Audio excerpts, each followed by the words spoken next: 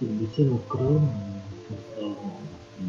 nhưng xong rồi cả ngày xong rồi tên hơi tự hỏi thì bằng cơm đã mặc người tuổi đã ưu giáo tên người nó chỉ cho một nắm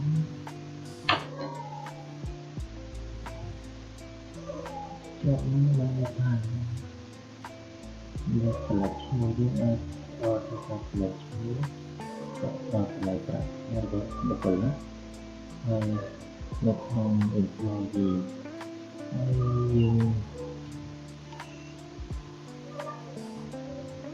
យើងស្វែងរកវាស្ថិតនៅក្នុងក្រោមឌីលេខសានិងសារីដល់ពី5000សារីក្រោម5000ដុល្លារហ្នឹងគឺយើងអត់តែប្រព័ន្ធនៃតែនេះសម្រាប់ឧទាហរណ៍ទី2នេះគឺឆ្នោតអឬអឬឧទាហរណ៍វាសនាសារីសាពី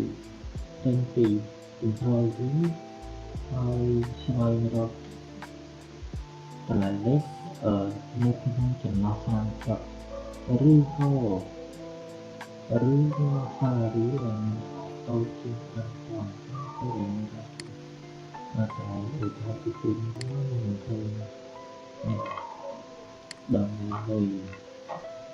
employee ទាំងអស់នេះហើយឆ្នាំទីឆ្នោតណាឬបូកនឹងឬបាននិយាយថានៅពេលដែលវាស្វែងរកថាពី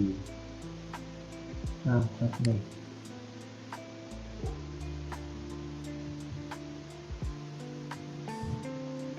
លោកទីមកមកនេះខ្ញុំនឹងថា30នឹងហើយឬក៏ដែលធំជាង5000ឬក៏ប្រាក់ខែបុគ្គលបុគ្គលិកតូចជាង3000អញ្ចឹងយើងទៅអមទៅនេះពេលហើយយើងមាននៅក្នុងតកពីដែលមិនណា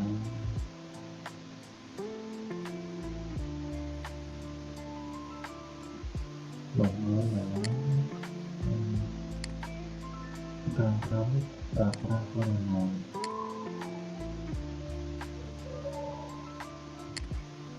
ឧទាហរណ៍ទី4នេះគឺឆ្លងឡៃឆ្លងឡៃហ្នឹងវាខុសពីបង្ហាញថាយើងផលិតឈ្មោះចាប់ចេញពី employee ស្វែងរកឈ្មោះបុគ្គលដែលបានអត់នេះ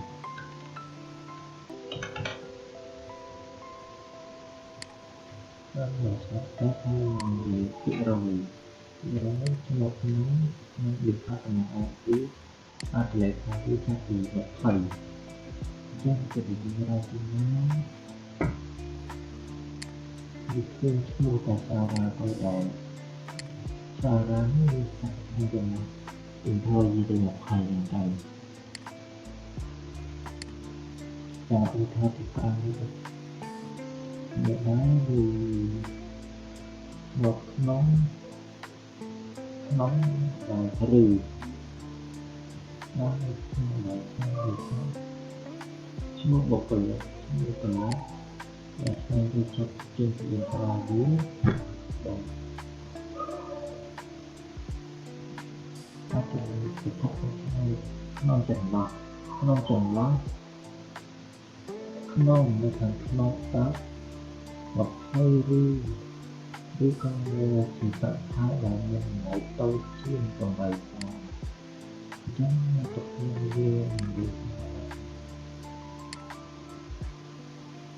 វាគឺមិនសារទីទៅតែវាចេញពីទូរឡៃឈ្មោះបុគ្គលិកទាំងនេះហើយឧទាហរណ៍ទី1ហើយវាគឺយ៉ាងចន្លោះនៅស្ថិតនៅក្នុងចន្លោះក្នុងចំណោមខ្ញុំនៅខាងយើងឆ្លងរក select buku trạng thái trên chiều viewហើយtrạng tháiនៅចន្លោះ3ពណ៌នៅក្នុង3ពណ៌និងស្ថិតនៅក្នុងចល័យលេខ30គេរៀនក្នុងទីនេះ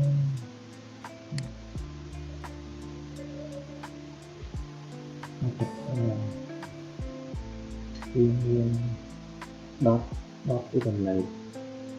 ដល់សំខាន់ឲ្យយើងហើយស្ថិតនៅក្នុងចន្លោះ3ពណ៌ទៅ8ពណ៌អត់មានតម្លៃលេខតែលើស8ពណ៌ទេdanតម្លៃក្រោប7អត់ទៅតាមដ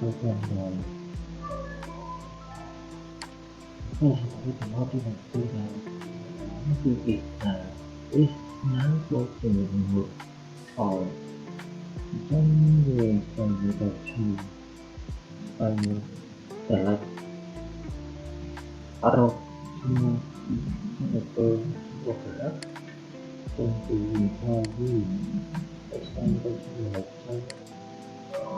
ចាំអត់លីណាអត់វាប្រកបអត់តម្លៃនេះរបស់វាលេខតបអញ្ចឹង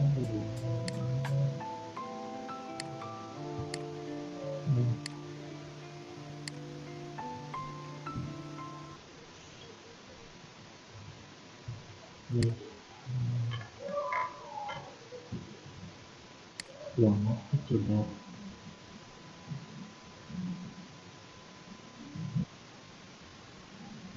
អញ្ចឹងការបកស្រាយ